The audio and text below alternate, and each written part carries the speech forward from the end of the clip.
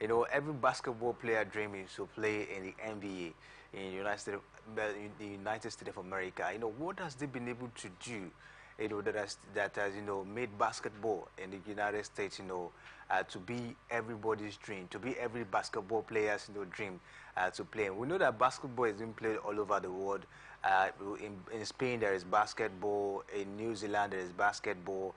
Even Africa here, in Nigeria, talk about Kenya and the rest, there is basketball. But you know, take a look at Europe. There's also basketball being played there. But in America, basketball seems to get much relevance, seems to have much prowess. Even more than football. Even more than football. I think the whole thing. What are they doing that that why are they paying more priority on basketball? You see, even while growing up, they always tell us to look at your strength. I think one major thing the Americans have done is to invest so much on basketball, and they saw that they cannot compete with the likes of Brazil and the likes of Germany and Europeans in football. So they decided to center on what will bring them more money. And if you check, the Americans, especially the black Americans, will have these tall, huge black Americans that could easily play basketball, and they make a lot of money from it. They invest on it, try to strategize. How? Because that is the area they see as their strength. The Kenyans are into marathon because that is the area of their strength. But the difference between the South Africans, the Kenyans, and the Americans is investment. The Americans have seen their strength. Now they decided to invest in it and make more money from it.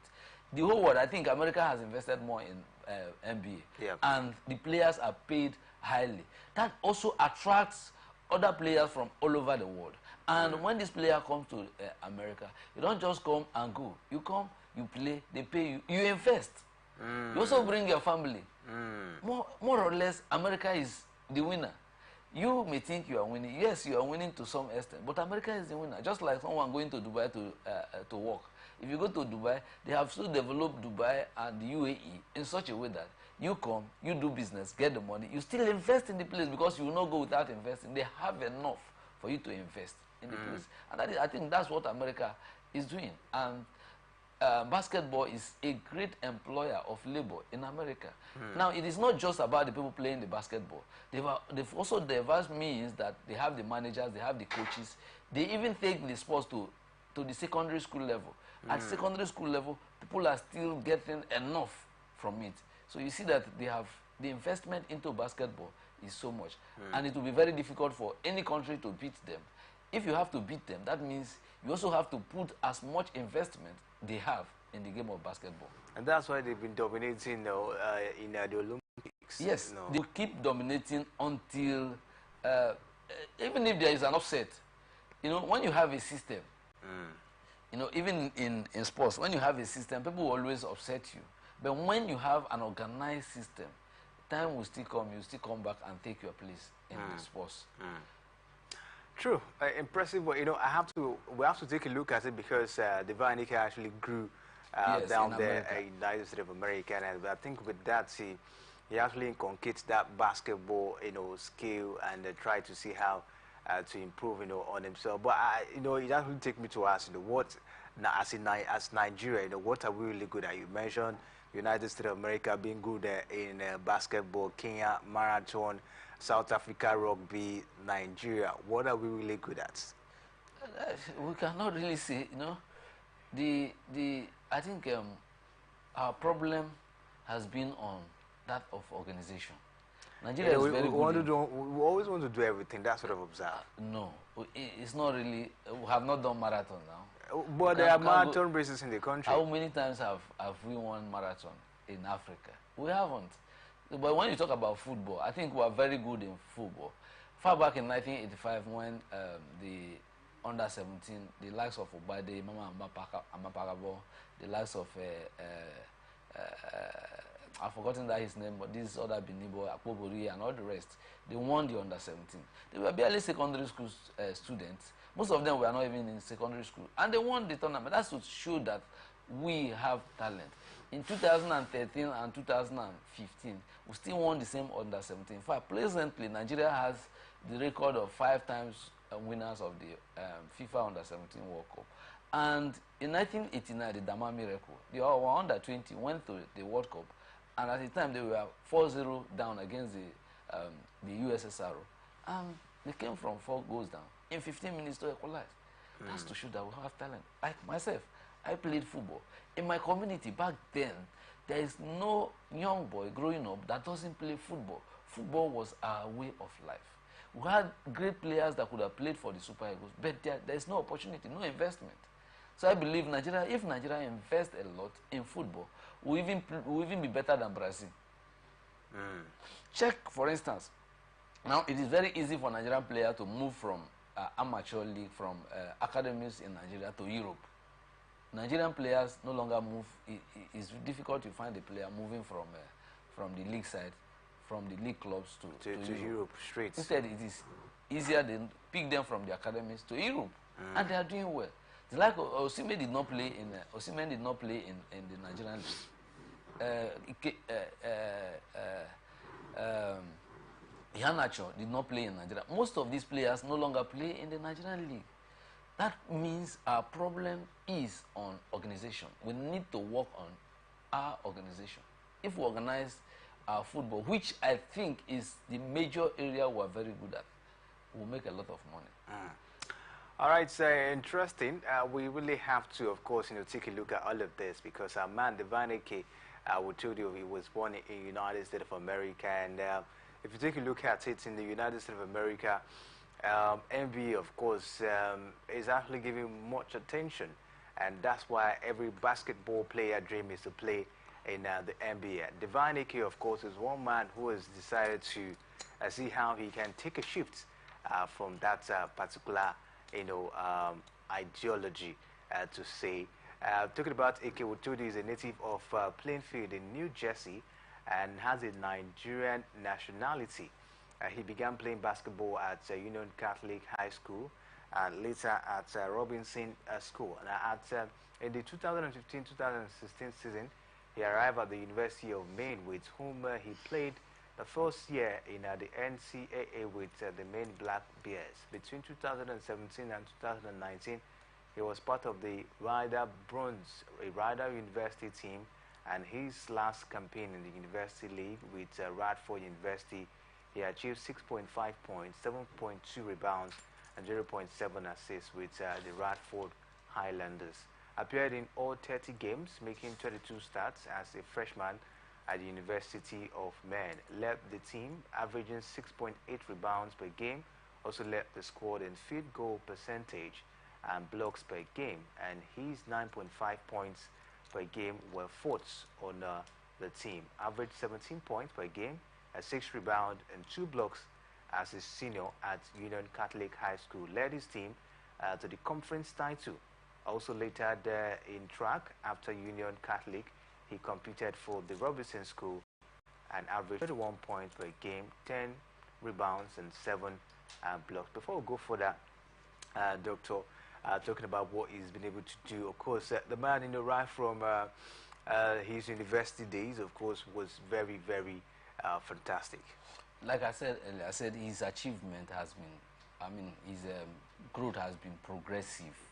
From high school, when he played for Catholic High School, and later Robinson School, you saw that he progressed from one stage to the other.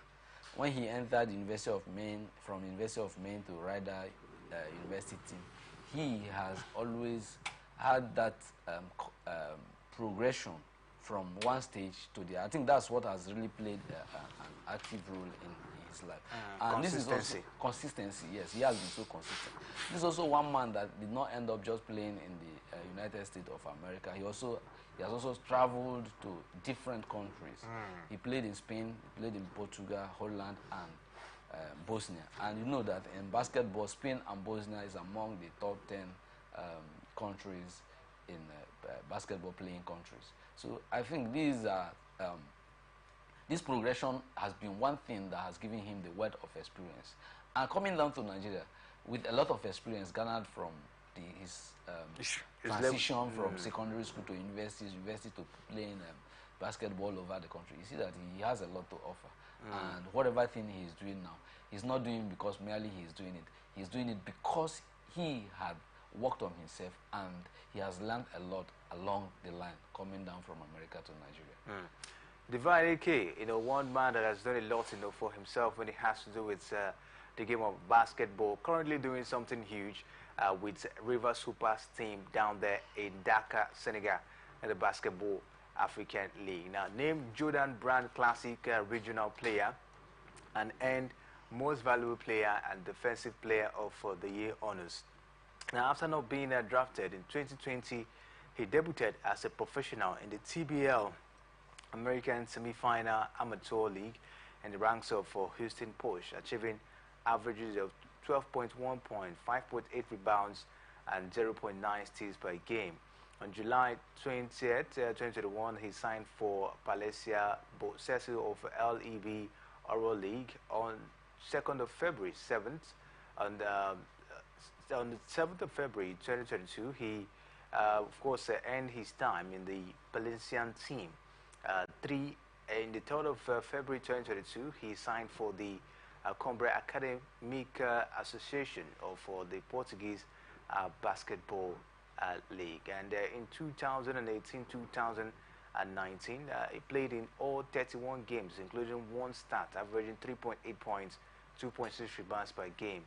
Shot 61.5% from the floor, blocked 14 shots, good for the third on the team, while also making 25 steals as well.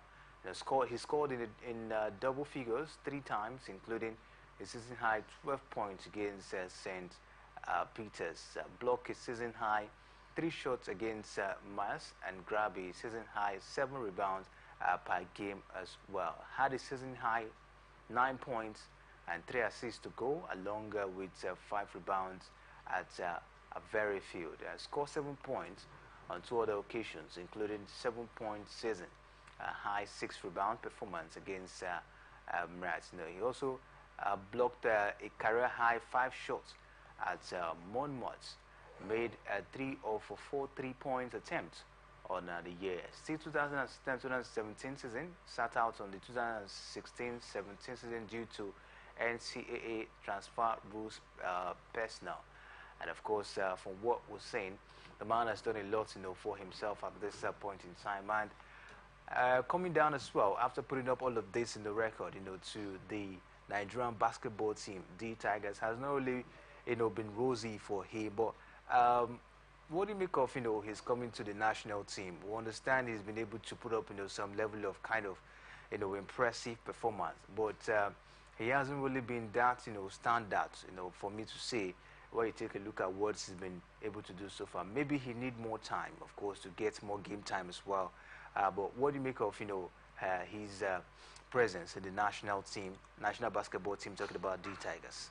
I think his presence will go a long way in also helping the national team. If you watch some game of Picom, and he will need more time to actually position now in the Rivers Hoopers, where he's playing in the Basketball African League. I think this will really help his performance in this very tournament. Will really help him lift up his game. But I believe every player has their time. I think his time will come.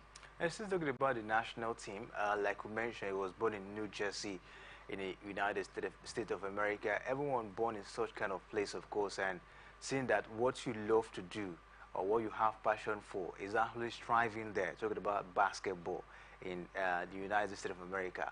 What do you make of his decision of representing the basketball team down here, the national basketball team down here in Nigeria, than representing the United States of America? Is it that maybe he sees that he might not get the opportunity, taking a look at these areas of stars in the United States of America team than that of Nigeria down here?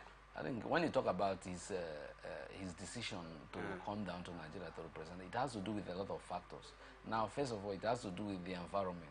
Sometimes, because of his parentage, it may not necessarily mean that he doesn't have the skills and all it takes to represent the America.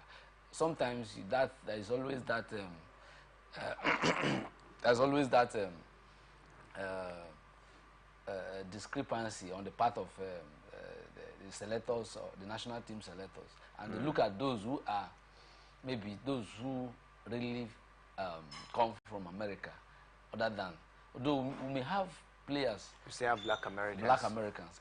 But for you to play for America, that you are not originally from America means you have to be exceptionally good. If you check most of the players, even in Europe, that plays for European teams, you barely see a black playing for European or Americans. That is not good. If you are not good, you'll be relegated. So I think he fancies his chances of playing for the national team in Nigeria than America. That's one thing. That's the reason why I think he has to choose Nigeria over America. He doesn't want to put all his time in America, and at the end of the day, end up not playing for America.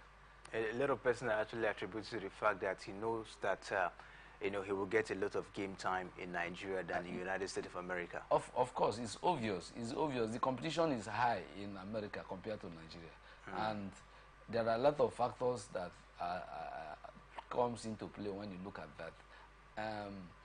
If you are not good enough where there is competition, either the siblings is one man who has stood out to make sure he put up something huge for himself. We're looking forward to see more of him in the coming days with River Supers, as well as the national basketball team of Nigeria, and talking about the D Tigers of Nigeria. But at this point, we'll take a short break, and when we'll come back from the break, we'll take a look at what Divine Ike, of course, has done so far for River Supers at the Basketball African League in Dakar, Senegal. Of course, no longer news that River Supers went 3 games unbeaten in the group stage of the competition. They only lost to AS Tornell, the host team, but they will also be in action today against APR of Rwanda to see how they can get to the playoffs. So Divine Ike as well is one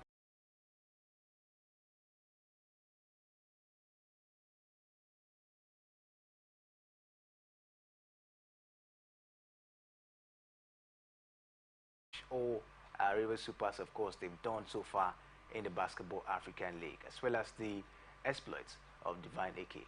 Stay with us, we'll be right back. Get ready! As Morrison Communications Limited proudly presents Children's Day Celebration 2024. Arts. La Small Hotel and Resorts, number 9, Room Calagbo off Waterlines, Basta, Port Harcourt. On Saturday, May 25th, starting at 8 a.m. Inter-school march past competition, Dance competition, drama competition. Parents, teachers and children alike, don't miss out on the fun with Uncle Clown, Bouncing Castle as we cut the Children's Day cake. Admission is just 2,000 naira per child. For participation and sponsorship opportunities, call us now 0806 673 8689 and 0810 634 1777. This event is proudly sponsored by the Last Mall Hotel and Resort with Atlantic Television Network and 99.5 Wish FM Port Harcourt, Lesuka Event Center, Gate Place Hotel, 8 Ball Hotel and Lounge, Oma Studio, Osgia Table Water. Remember that every child is unique. See you there. This event is managed by Pace Expressions Arts. Special guest appearance, Hilda Dokubo, Children's Day Celebration 2024. From the line across the ocean to the land beyond the mountains, through the Sahara, we bring all sport news, live analysis, expert discussions.